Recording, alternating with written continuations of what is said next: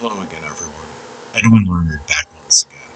In this YouTube astrological segment, I'm going to be talking about astrology and the natal chart of Debrina Kawam, and I don't know if I'm pronouncing her name 100% correctly, but she is the woman that had been, she was set on fire. She was identified recently, and she had been set on fire in a subway in New York on December 22nd of 2024. And I just want to, first off, I want to offer my prayers and condolences to the close friends and family members of her. And the thing about this is, again, very horrific, heinous crime, and I hope, the person that did this is going to face the maximum penalty and punishment, for this. And the thing about this is there's a little controversy, I would say, over, the birth information. Okay, she's been reported online as being 61 years old, but I found information that contradicts this because, for one thing, on mylife.com, it has her birthday as May 11th, 1967, which would have made her 57 years old at the time, of her passing, not 61. And if you go to her Facebook profile, it lists that she was in the class of 1985 at her high school, which would mean that in 1985, she likely turned 18 years old, which again would confer that she was actually born in 1967. And that being the case, it would make her 57. And I got her birthday as May 11th, 1967, and it is speculative. I understand that the news reports have her at 61 years old, or at least a good amount of those news reports have her at 61 years old. But I'm going with this right now on a speculative nature. I mean, it is, I have had to, I would say the Facebook profile info on mylife.com are reputable, and they're at least it's enough to say that she likely was born in 1967, making her 57 again, as opposed to 61 years old at the time of her passing. Now, that being said, what I'm going to do is I want to talk about, some natal placements and transits in her chart that may have been tied in with her life and death, and also, also what I would like to stay. Well, first off, we're going to go with, again, it's the birthday's May 11, 1967. I don't have her time of birth, obviously, so I had to improvise once again and do a solar/sunrise chart. Now, the thing is, one thing, what I found about this chart is that it's eerily similar to mine as some of the placements go. Her sun, at the sunrise time on May 11th, 1967, puts her sun at 20 degrees Taurus, and my ascendant is 22 degrees Taurus. The house setup on the solar sunrise chart is comparable to mine, and she had the moon in Gemini, and I have my moon in Gemini. Her Venus is at 1 degree Cancer, based on this solar sunrise chart. My Mercury is 2 degrees Cancer, and I have the sun in Cancer at 9 degrees. It's very, eerily similar to mine. And, first thing, I think what's important with this is, my understanding is I believe she was a homeless person, and if that's the case, it just lets people know and reaffirm and reinforce the fact that not all Taurians are created equal. I believe there's some people out there that think, well, just because I'm a Taurus, that means I'm going to prosper and have money and be affluent and have riches. Now, this person was obviously in some impoverished situation. And, the thing is, she, in the solar sunrise chart, she has her Saturn in the 12th house. And that could be, I would say, an indicator for poverty. I'm Taurus rising. I have Saturn posited in my 12th house as well. Saturn in the 12th house can face a lot of, difficult hardships and adversity during the course of one's life as well. And it could be, Saturn in the 12th house can be reclusive, have secluded habits, and have trouble letting others into their life. So I can understand this. Again, this is based on the solar sunrise chart, but it could still have a certain validity to it, I believe. Now, the thing about our chart as well, I'm having the moon in Gemini, can indicate, rather mercurial, home situation, which I can relate to, for myself. And another thing, what I noticed too, and also based on the solar sunrise time, she has the Uranus loosely square her moon, which could also, indicate certain instability, and having a very, rather sporadic or erratic home kind of life and existence. Another thing too is that in her natal chart, she has Uranus conjunct Pluto. And, the thing about that is that could indicate a rather, shocking kind of spontaneous death. And, the thing about this too is she also had transit Uranus not far from her natal sun. And I've seen this in other, charts with people when they have, when transit Uranus is close to the sun or the ascendant, it seems like something very shocking, unsettling, surprising could happen to one's physical body. The sun rules life, and Uranus is connected with what's shocking, surprising, unexpected, spontaneous. It could be good or bad. In this case, it was something, naturally that was not, auspicious, unfortunately.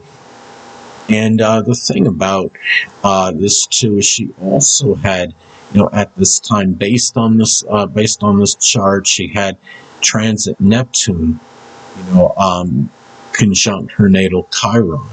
Neptune has a connection with chemicals, and Chiron is suffering, and can include physical related suffering, being in Pisces, the sign associated with chemicals. And this woman was doused, I believe, with some kind of gasoline. She was set on fire, and again, it's just a really horrific way to go. Transit Mars at the time, and still is retrograde in Leo. And Mars can, has a connection with fire. It's also, being in Leo, excessive heat, retrograde, going inward, the self going on fire, as opposed, even though this was done from a person, that set her on fire, though. But the thing about this too is, looking at some other things in as far as her chart goes, she also had, as far as other transits, now she had the sun oppose Neptune in her natal chart, based on, this birth information. And that could indicate where there may have been some difficulty finding the inspiration in her life to some degree. That it also, I would say too, looking at, the sun, opposing Neptune could indicate also, a proclivity toward excessive sleepiness and being, sleeping. And, of course, when she was doused in flames, I believe she was sleeping on the subway. She also had it at this time, again, based on the solar sunrise chart, transit Chiron in Aries, making a loose opposition to her natal Mars. Which, Chiron and Aries can indicate suffering from fire, burns, flames, and you have, and then opposing Mars, making it more difficult, I would say, to defend oneself, to combat this. And transit Chiron was in her 12th house of the unconscious and sleep in the solar sunrise chart, again, at the time of her passing. Now, she also had, at this time as well, transit Sun was in cold and callous Capricorn, and it was opposing her natal Venus, which is, rules, tranquility, relaxation. And I think, when I look at this, it really, what it can tell me as well is that, at this time, the sun is about life, our life, and transit sun opposing one's Venus. Venus is the relationship. It shows me that this was a time where she was likely very well far away from, her connections, her relationships, at this time. And, my feeling on this is that she may have died, maybe not completely alone, but maybe not with an overabundance of people in their life. Again, I stated before, and I'll say it again, the chart is eerily similar to mine, sadly.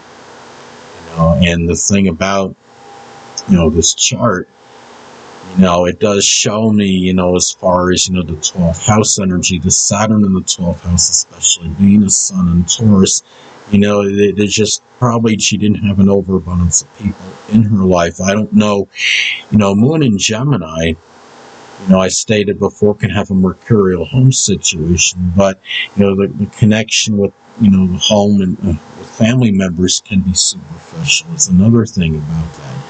And I've had certain distance from my family members. I've not even had any communication with any family members in some time in my life. And, I'm sure she has some, people that have known her and have some family members maybe that are mourning, that are feeling sad, despondent and dejected over this.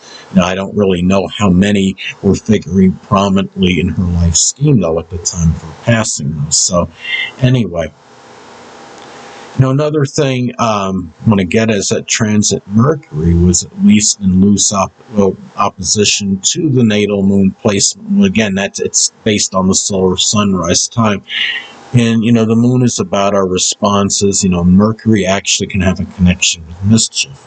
So it made it more, I would say, difficult to respond to mischievous, type, behavior and actions. And this Mercury, interestingly enough, was in Sagittarius, which is associated with foreigners. This was a foreigner that, as far as the primary suspect that, that did this to her. So, the interesting, astrology, people can lie and prevaricate, but astrology really does. And this is something, a classic example of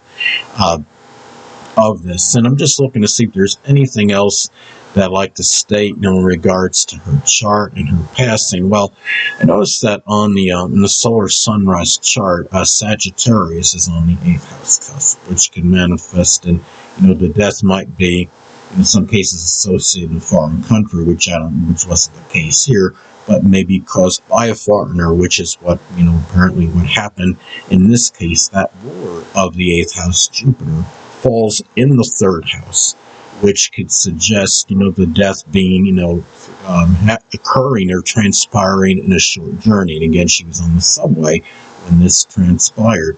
Now, another thing too, the 4th house is at 29 degrees Cancer. 29 degrees is an anaretic crisis degree in astrology. The 4th house governs the end of life. The ruler of the 4th house, the moon, falls in the 1st house of the physical body. So this can indicate that as far as, the end of life would be more tied in with something of a physical nature, that had transpired. That was something more physical, which happened. I know this happens in a lot of instances, regardless of astrological placements, but it can be, can increase, a placement like this may increase that propensity for that more so than many others. And, just looking still to see if there's anything else that,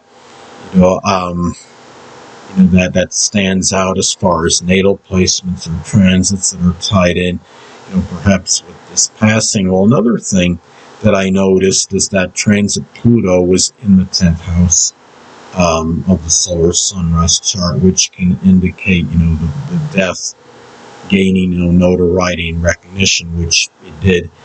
And only other thing, and then Pluto conjunct Uranus, also can be, death that might be more publicized on social media, on the internet, I would say, as well. And being in Virgo, it could be with that really, with being very, punctilious, as far as the details go, in this as well. So, There's really not much more that really I guess I could add with this.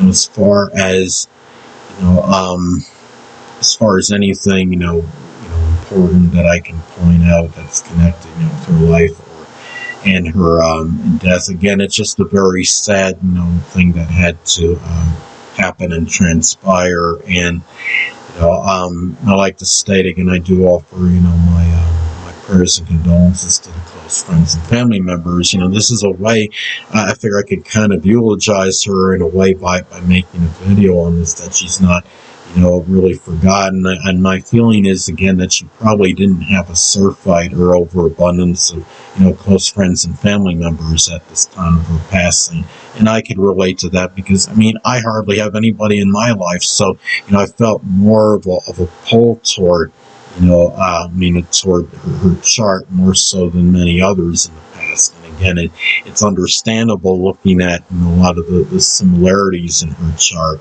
and mine. So anyway, people, that'll conclude this YouTube astrological segment. Until next time, Edwin Learnard saying stay well.